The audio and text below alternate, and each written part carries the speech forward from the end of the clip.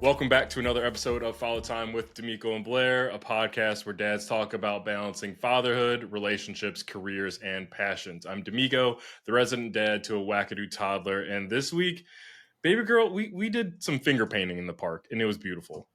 Oh, that's why you guys were outside there one day? I saw y'all doing all the cute stuff. I tried to give you a little call. That's nice. And I am your play partner, your host of the most, your cousin Blair, a.k.a. Sir Winnie, father to a 7-year-old whirlwind who just had a jog-a-thon a couple weeks ago, and we raised over $3,000 for her school for the PTO. So shout out to the public school system here in Oregon.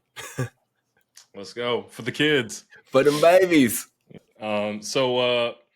How is your week going? Realizing that when we post this episode, it will be the 4th of July. Man, week is obviously a little busy.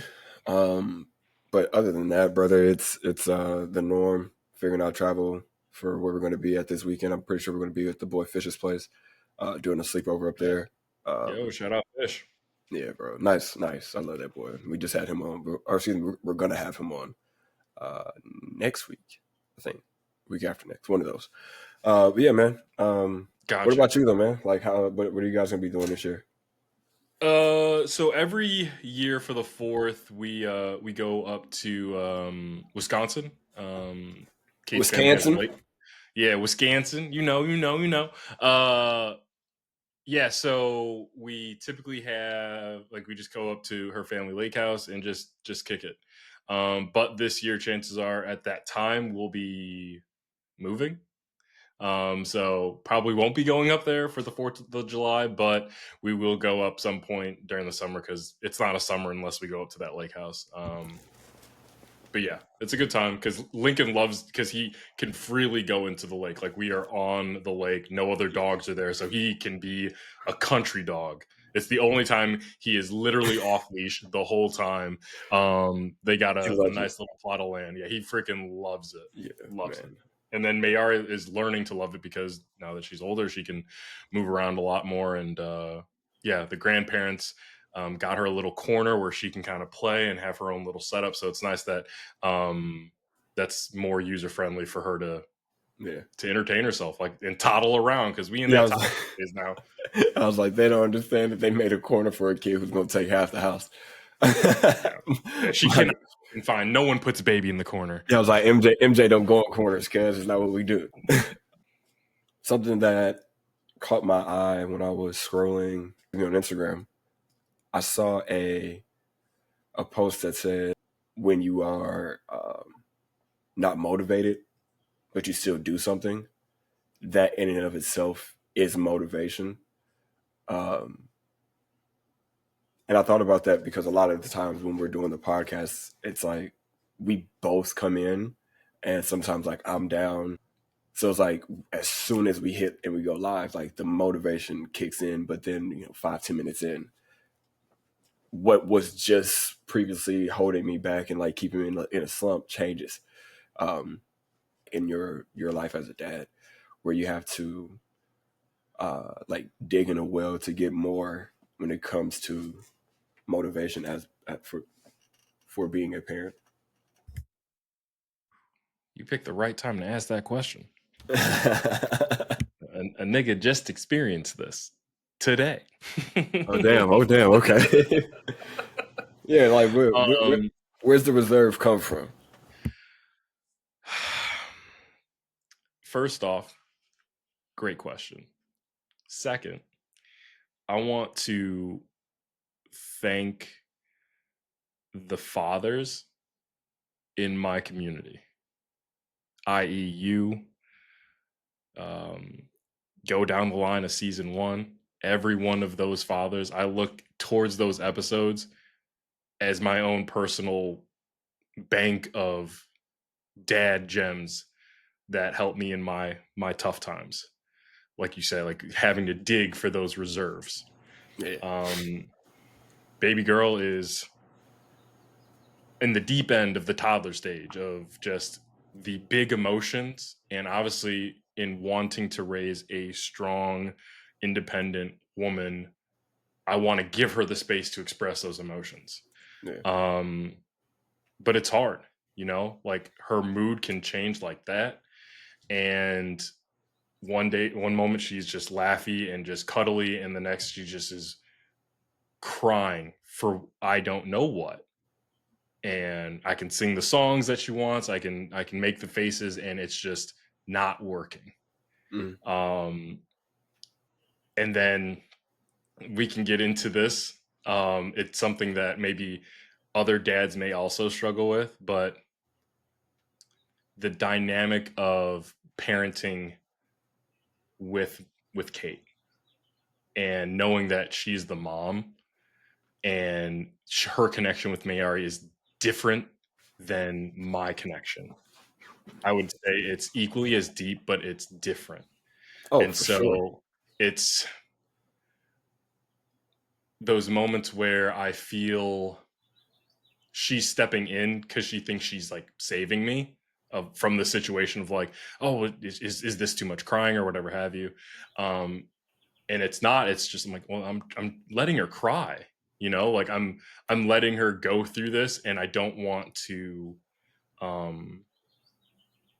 Like I'm afraid that I could baby her. You know, like obviously she's a Yeah. baby, but like I'm so far, and this is where it you got to stay in the present, but also like I'm still thinking so far ahead. I'm like, all right, if I coddle her now, what are the downstream effects of what this is going to mean for her adulthood? Like I don't know the impact, and I'm trying to be so cautious. And I was like, no, I think like she'll be fine. Like cry for a few seconds. Like if like she's got to cry it out.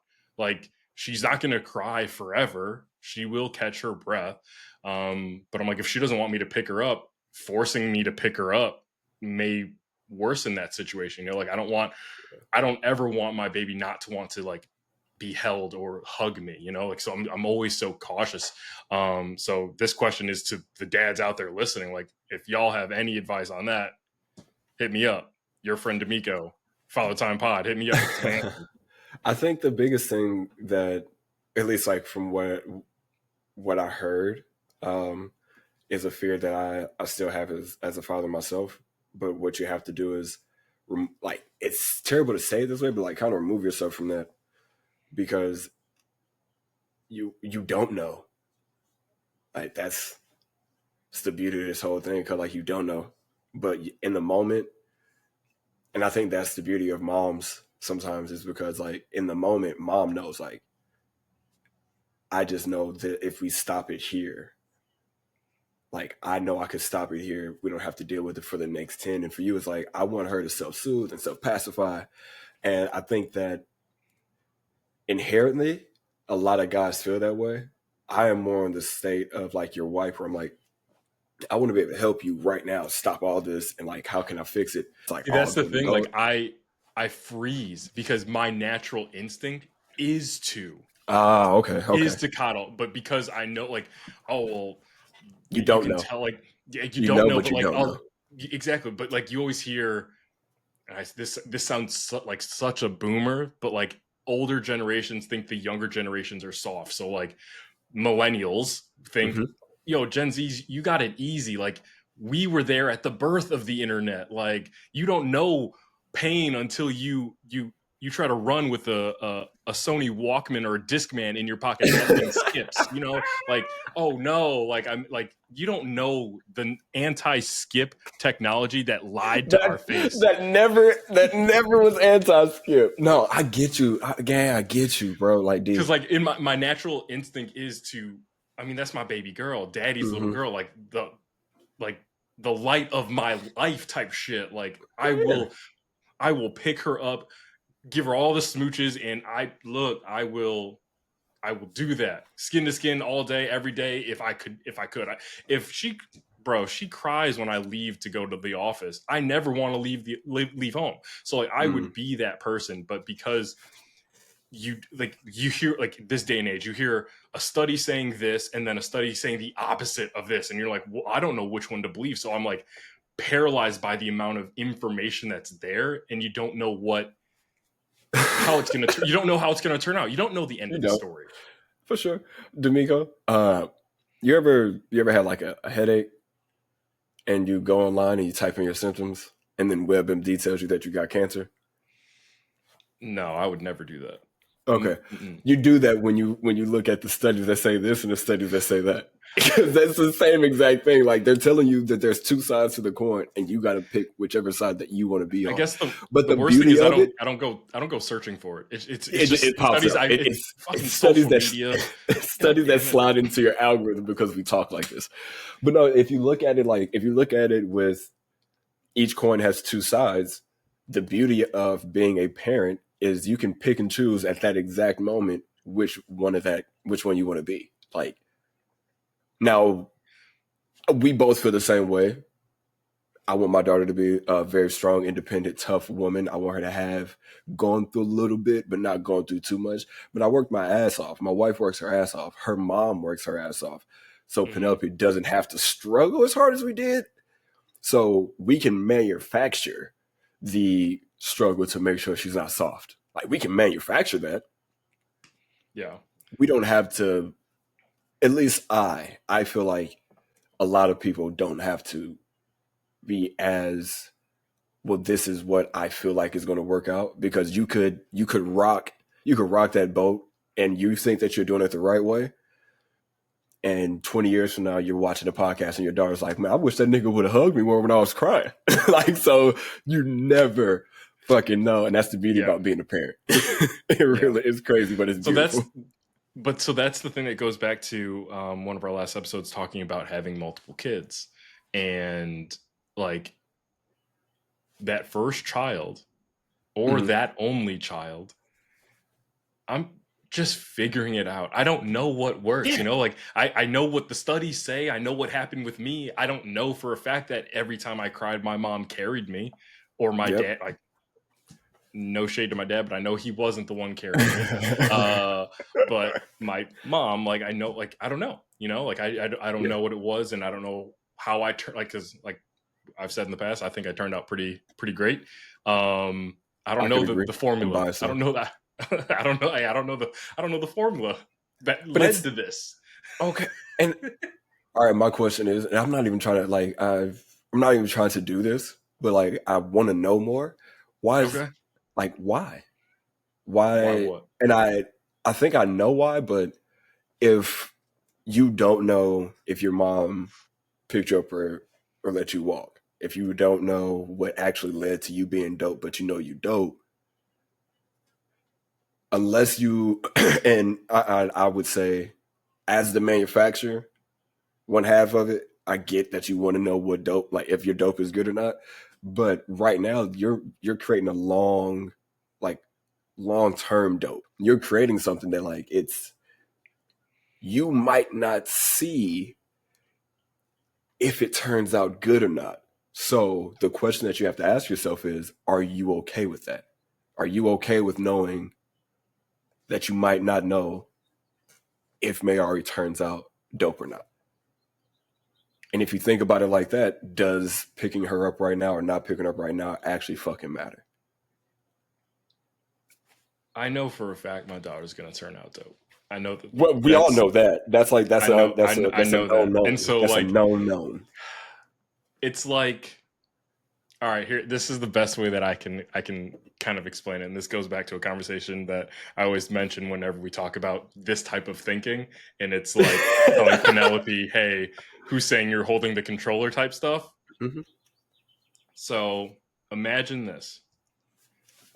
You today, right now, in that window, future Blair, 30 years from now, just pops in, tells you exactly what he's doing at that moment. You know the ending. Up to that point, 30 years in the future, you know what that finish line looks like.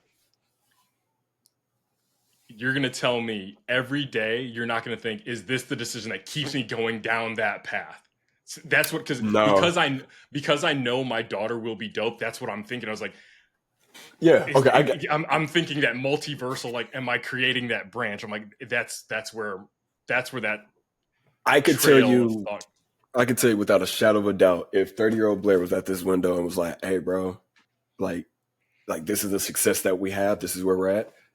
I would keep my head down and stop wondering. Because right now, my problem is I wonder and and think too much about which step is the step that gets you to the next step. I'm walking in the right steps, and I'm just going to walk now without looking at the ground. Because right now I'm looking at the ground for mines. I'm like, all right, if I walk this way, how does that affect? And a lot of the time that doesn't do much justice for myself. It's overthinking. I've made more semi-successful moves by just fucking jumping. So I don't know what I'm doing with Goose at all. I've let go of a lot of shit. Like trying to control it, it's trying to force a rose to grow out of concrete, and you can't do that. Like that's got to be God's will. And we know the rose is coming out because you and Kate have done enough to be dope parents to where you right now, 16, 17 months in, you look at your child like, what step did I take to, like, what step are you going to take to be the greatest of the greats? You already know that. Just watch the flower grow. That's the hardest part. You trying to force paint to dry. Just let the shit dry. Let the shit dry. I'd mentioned this to you. We're in it now. I just realized I had way too many, and if they sponsor us, great. If not, whatever. Can roadies. I had way too many of these. Yeah. Can shout us out because Let's go. you can, we can, dads can. That whole thing. Yeah. Sounds like a great partnership to me. So this goes back. Me thanking the community that we had in that moment of uncertainty that I had within myself as a dad and like struggling with like finding the reserve. Mm-hmm. I said I pulled from our community of dads.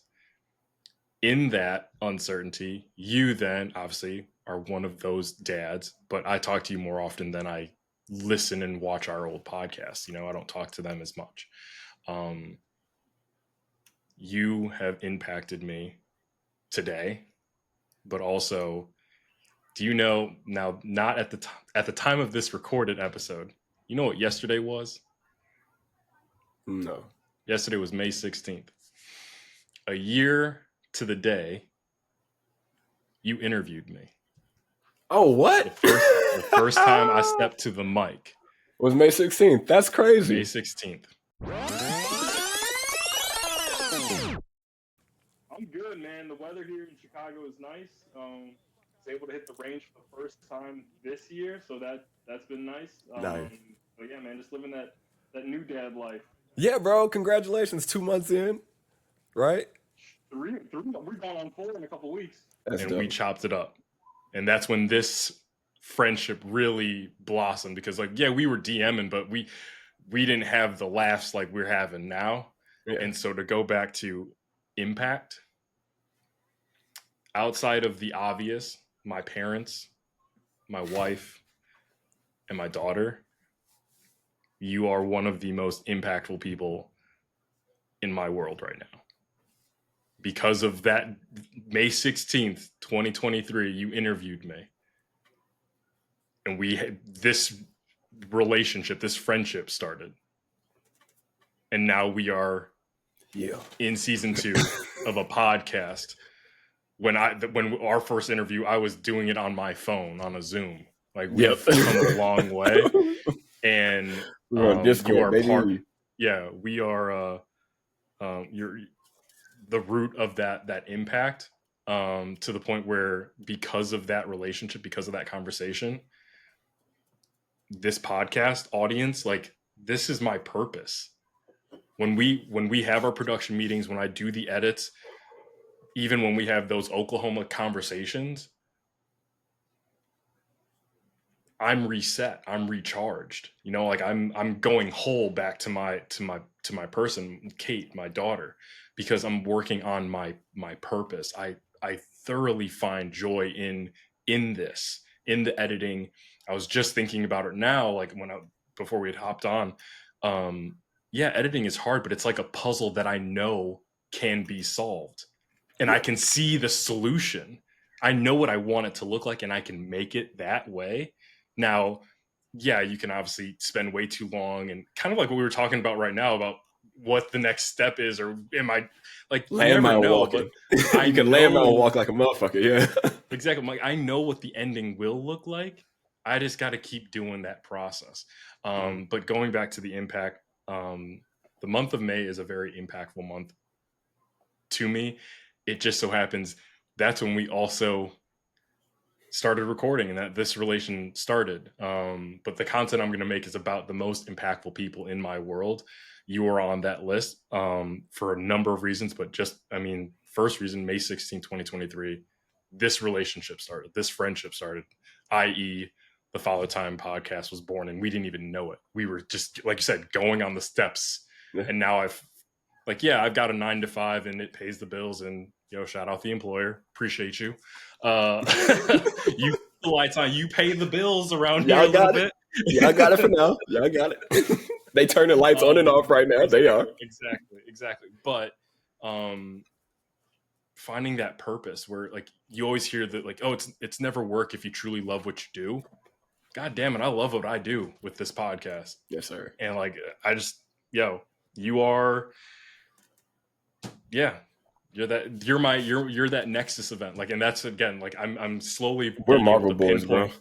For real. And that's where this kind of thought came from, is I was able to pinpoint my Nexus event on when the De'Meco you see here today, when this happened. Like I know the start. I know the very first domino to fall that led to who you see in front of you. And everything just led to this moment. And I'm very thankful for that one domino, because the version that was not that, I know what that looks like. And I'm so happy right now. So thank you. Shout out to the most impactful people in my world. And shout out my co-host, my brother, Blair Cuts, for being one of them, man. Appreciate you.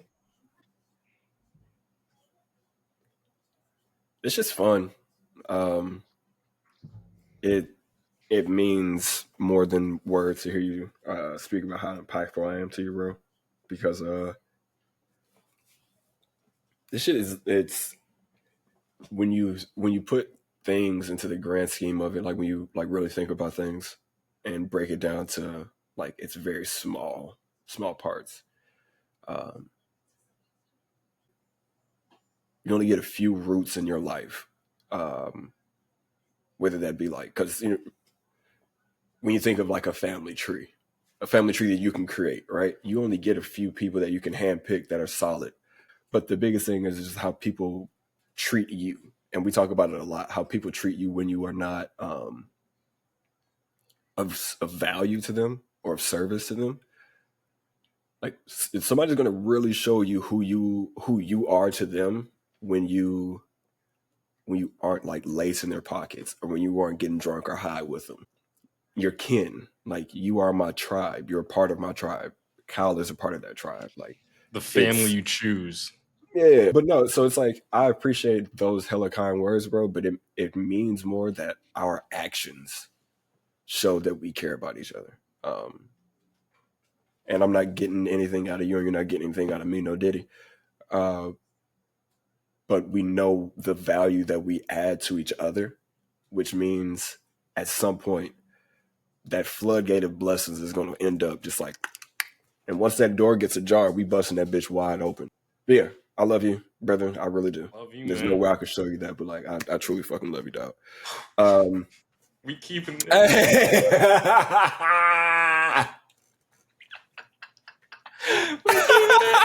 keeping it. Oh my god! One time. If I could do it like if I could do it again like Rick. Oh, cute. Hit him again one time. Hit him with another. On a lighter note, it is that summertime.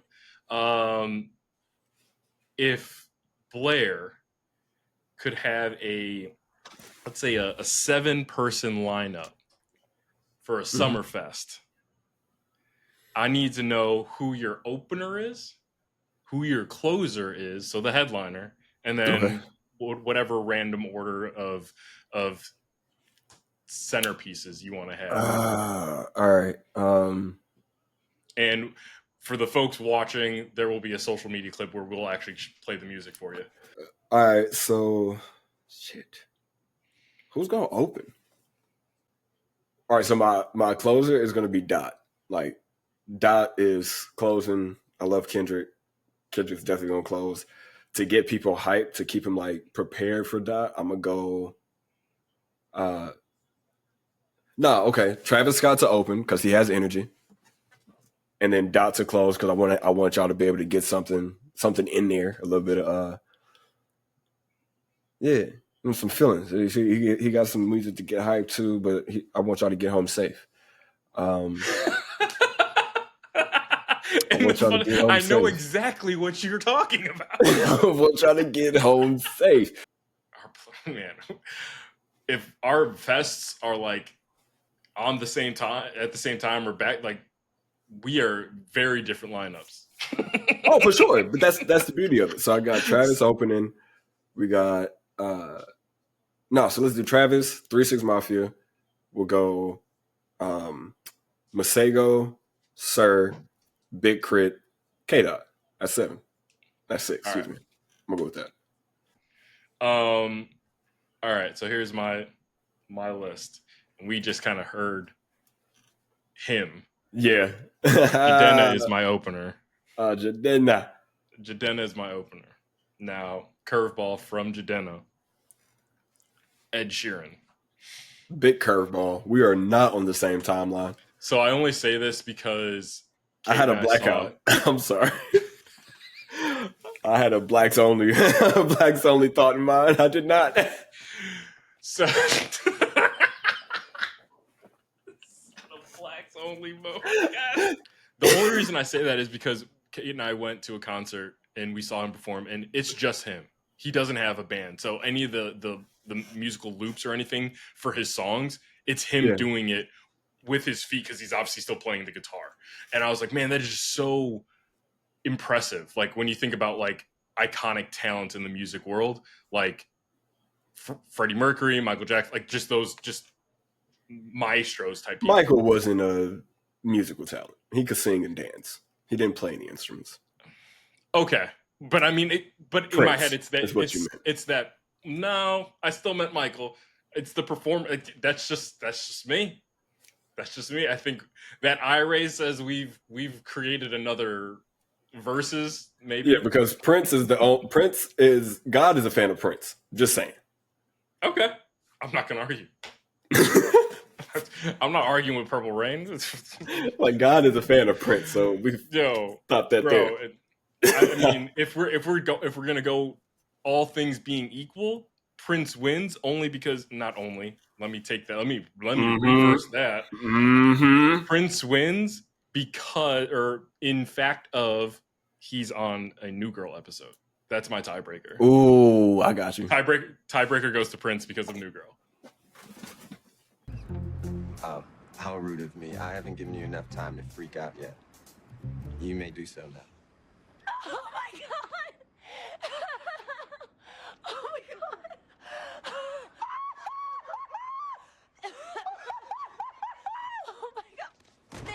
Oh my God! All right, so Jidenna, Ed Sheeran, Eminem, followed by Rihanna, followed by Chance, Bruno Mars, and then T-Pain. We have a vastly different music fest. Huge audience change, brother. Huge audience change. But in my head, there's like... You have a safer place to be. So definitely creating violence. My violent switch, and it's not even that violent. I think I wrote Chance because I was thinking of Chicago, but in my head, I'm like, to keep up with the... Not to say that Chance isn't a star, but I would switch him out for Lil Wayne. When you're comparing apples and oranges, Wayne is definitely going to win out. That's apples and lean. Yeah, whatever. Whatever substance Lil Wayne had in his cup. Don't worry about what's in my cup. It's in my cup. Yeah. So and then also because all of those people outside of Jidenna and T-Pain have a song together. So they're one duet into the next set list. Nice. See, I did not think about I thought we could just have Fat Man Scoop come over the the DJ board and be like, oh my god, Fat Man 30-minute break, 30-minute break, 30-minute break. Just like niggas just disperse and get water and come back. Oh my god. But yeah, I don't know why I said Fat Man Scoop and so many other Fat Man people. Scoop. I'm just thinking about his freaking shout out in every fucking Fat Man Scoop, Timberland, Timberland. Whatever I say, y'all gotta do. This man was crazy. Oh my god. Was it me or was? I mean, obviously, I knew he made music before, but when E40 came back on the scene in the early 2000s, it was such a drastic change of what you heard on the radio. It felt like I was listening to something wrong. Like, am I supposed to be listening to this? No, when I first heard E40, because I heard E40, you E40 and that booty. What, bro, are you kidding me? That's yes. Me and that monkey? What? That bro, yeah, because when you listen to the song that's not edited on the radio, it's like, what the front door? The volume is all the way up. I remember no headphones. No, I was listening to that in my car on my way to a golf tournament, blasting, and I was like getting ready to play, like warm up. That was my hype song. Bro, I drove to Michigan. Well, we drove to Michigan, and my brother and I bought a Mystical CD. Yep, that was it. That's the story. That's it. I don't know why that reminded me of something else. I almost mixed up Mystical. I got the fire like Kaya. Pity Pablo. Shouting boldly, running up behind. What? My granny was like, "What the fuck are y'all listening to?" Yo, have you just read the lyrics to the Whisper song? Bro, read the lyrics to almost any song in the mid 2000s. It's like, y'all play this on the radio? By David Banner. We over here complaining about WAP. That's my thing. This nigga unedited. Never mind. Penelope's in the living room. What's up, girl? Thank God. Thank God my kid walked in the living room. I literally looked right down here and I was like, making sure, and then boom, I see it pop through. All right, change the combo. That reminds me of the sketch with Jordan Peele and yeah.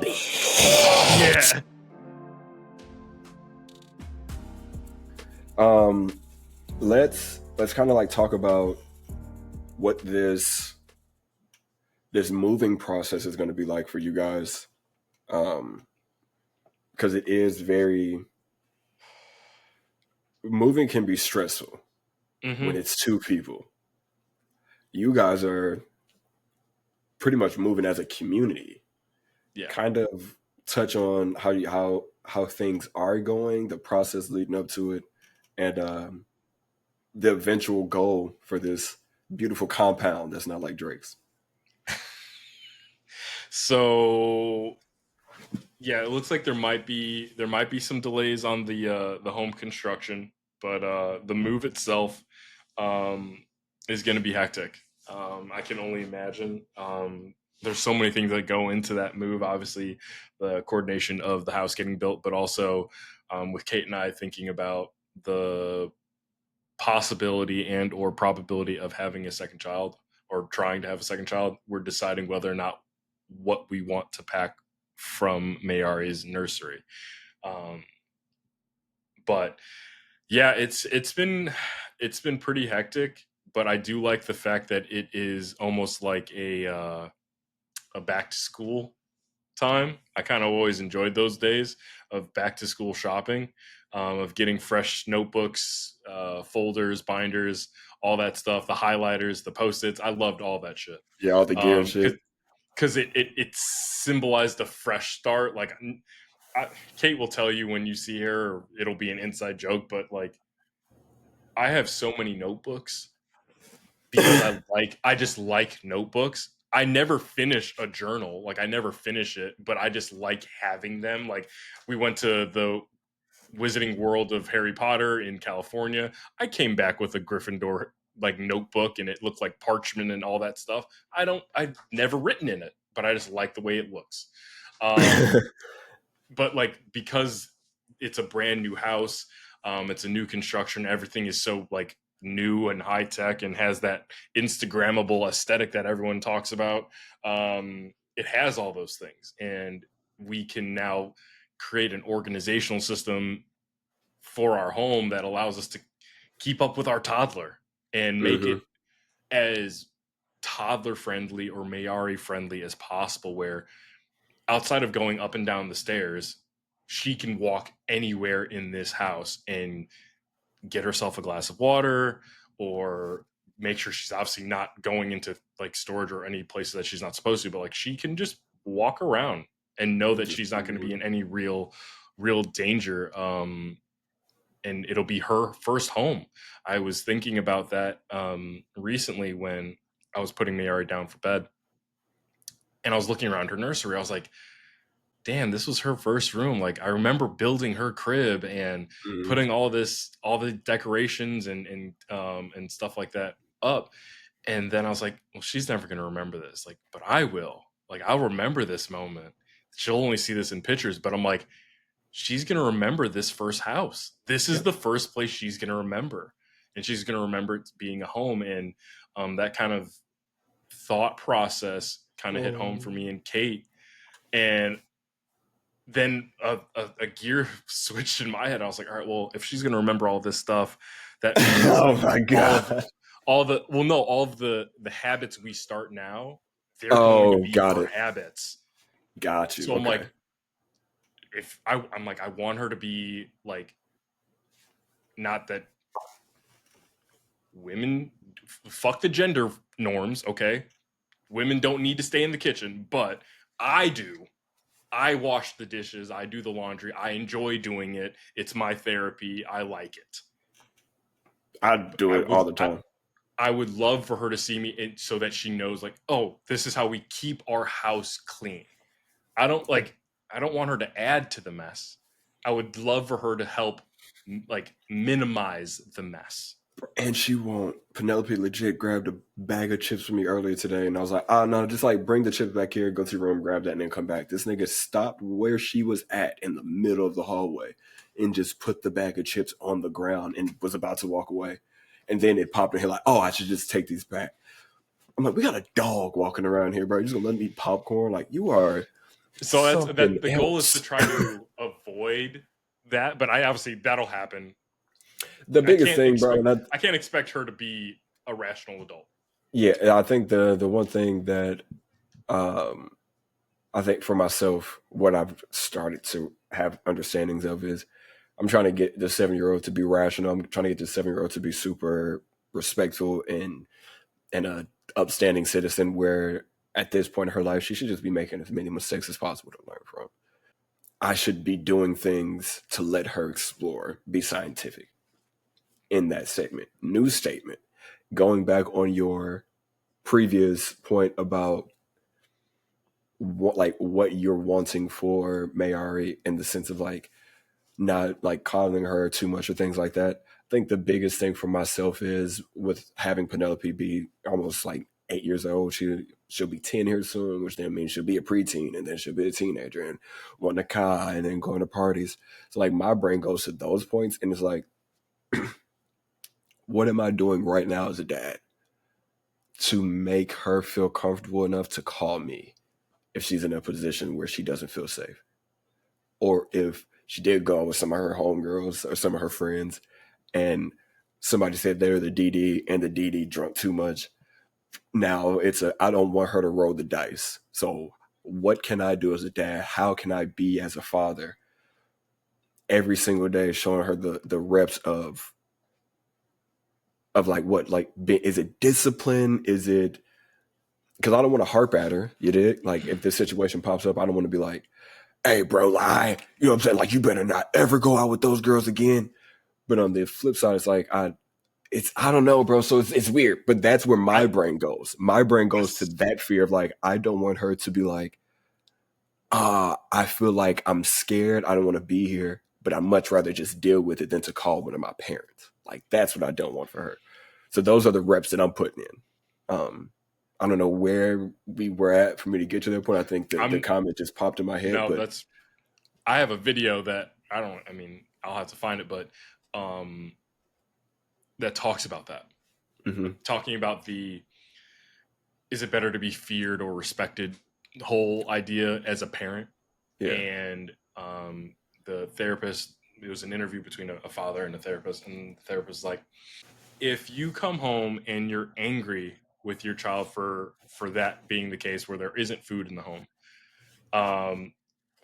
and that's it, your child will fear you because all they know is the angry side. However, if your child does have the food in the fridge or whatever that you're expecting of your child is there, you have to match the level of negativity you would hit with your child or discipline you would hit with your child with the positive, so that they know that balance of, oh, not that it's the reward, but like, oh, like my dad acknowledged that I did a good job and that I'm contributing to the household or whatever have you. If it's all one-sided of, look, my dad don't give a shit if I get good grades, but when I get bad grades, he'll whoop this ass. Like, yep, that's the thing. Is like you can't reward what you don't want. Yeah. And you have to be careful with what type of reward you give, because even if you are like only giving them attention when it's something negative, if you don't give them that attention when they're doing things that you deem great or positive, or if you don't acknowledge those, or if you don't validate those the same way you validate the negative, they will do the negative to then get your attention more. You're creating a bad cycle. My side comment is that we've made it a great effort to not turn this podcast into a production meeting. Instead, it really just became a conversation between two boys, and we are covering every fucking topic right now that we've thought about for the last week and a half. Everything we talked about for 2 weeks is today. So it's crazy. Coming out in podcast form right now. You touched on it a bit when you brought up coming home, and sometimes like the kid doesn't have things right when you get home, and you can get in trouble for it. I vividly can hear my mom saying how that happened to her when she was growing up, and it was shitty. I remember those conversations. But I want to kind of switch it from like parenting to, from you and your child parenting to the dynamic of you and Kate. I know you guys don't scale things, but percentage wise, how do you guys like balance that percentage of Kate comes home from practice, all this, so she has 45% to give to you and MJ. But you, who have been recharged by being with MJ all day, me and you've talked 4 or 5 times, so you're at 100. How do you balance that offsetting so she can like either reset or be okay with not being at 100% and you hold down the house? Oh man. Oklahoma? Yeah, for sure. Oklahoma. She is going to see this, so it's Oklahoma for shit show. It's Oklahoma. I wouldn't say I always have 100 when she comes home.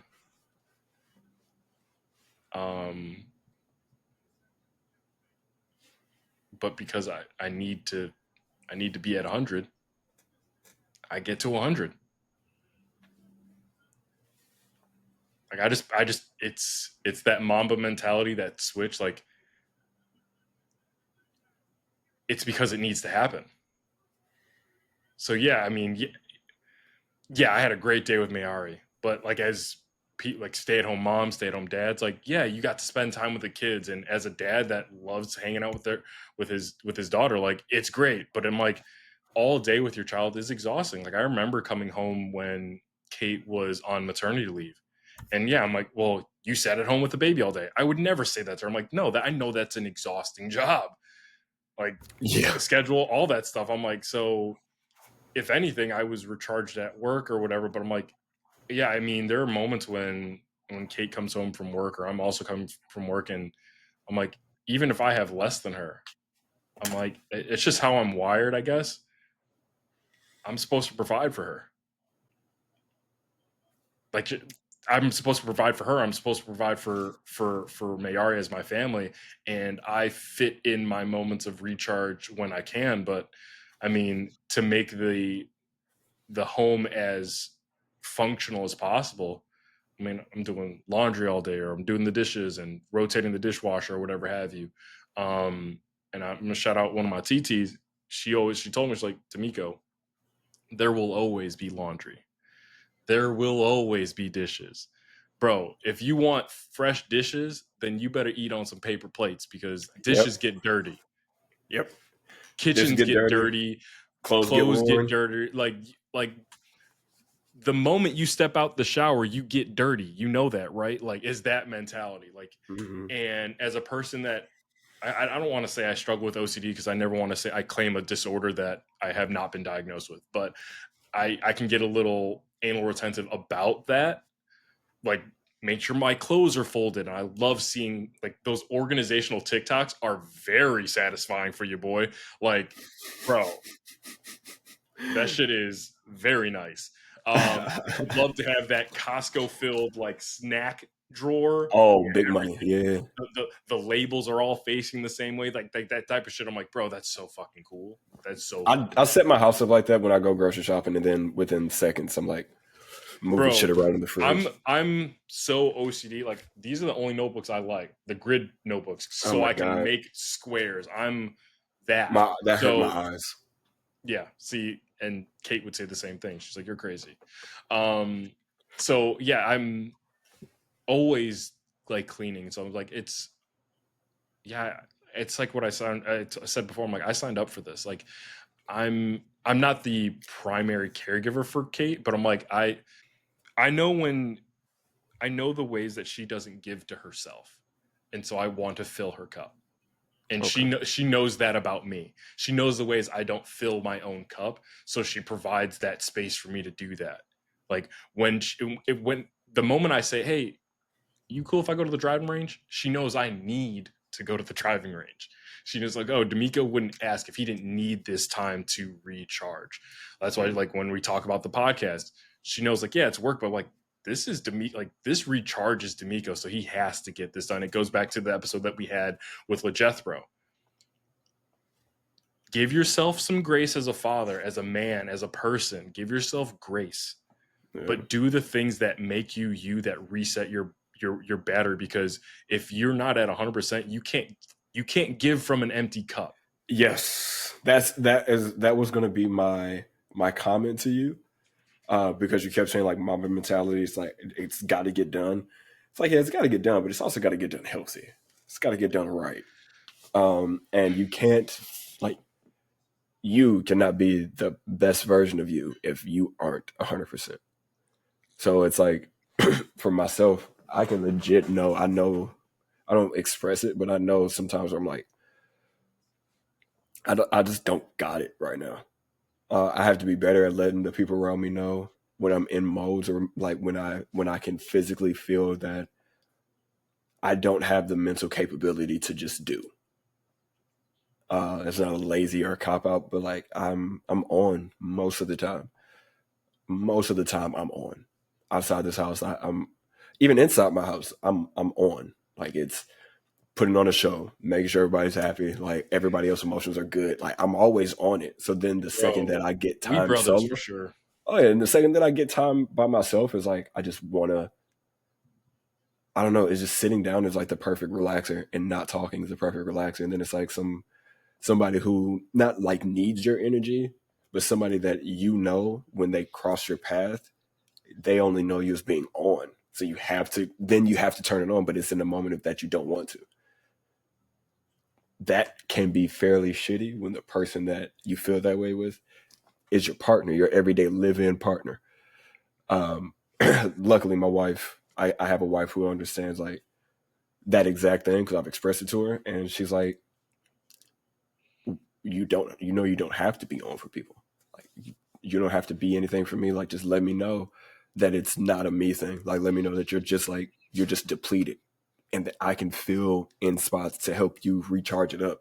Because when I'm 100, I'm 100, and I will pour into as many people as possible. It's just sometimes like, hey, please don't talk to me right now, because I just need it. So you had your 3 points. I'm gonna get mine. I'm leaving you with something. Go for it. all affirming what you just said. Shout out to Alma giving you that that space, because that's what Kate does. Yeah. I like you. I'm a giver. I fill other people's cups.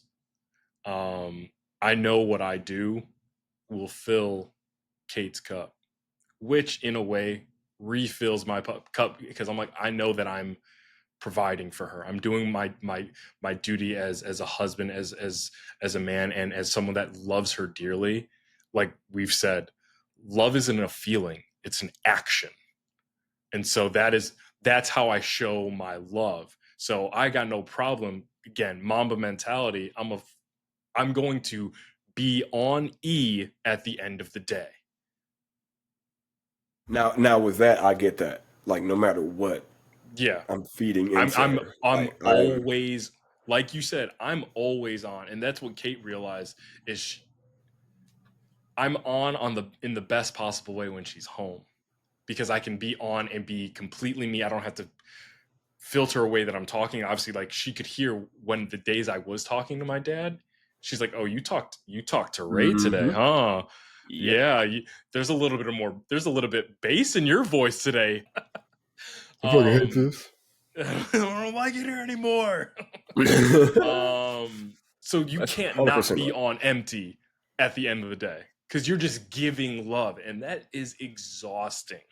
Hey, when you put it like that, it makes a ton of sense. Now, I don't forget what the podcast is, but that's your job. That's what you're supposed to do. That's the way to do it. That's Gilly. Yeah, Gilly's like, bro, like, no matter what, you're daddy, man. You got to do it. Yeah. So The job needs to be done. Job needs to be done. But going back to, because the way that you were framing that, I felt it as advice. That is, Kate is the same way. It's easy to give the way that you and I both give to our partners, to our families, when we know our partner can recognize, oh, he's not in a mood, like is something off. Like, there are those moments where I'll be in, like, I'm drained, and Kate will see it on my face, and she's like, "Are you okay?" And I'm like, I don't got it. Yeah.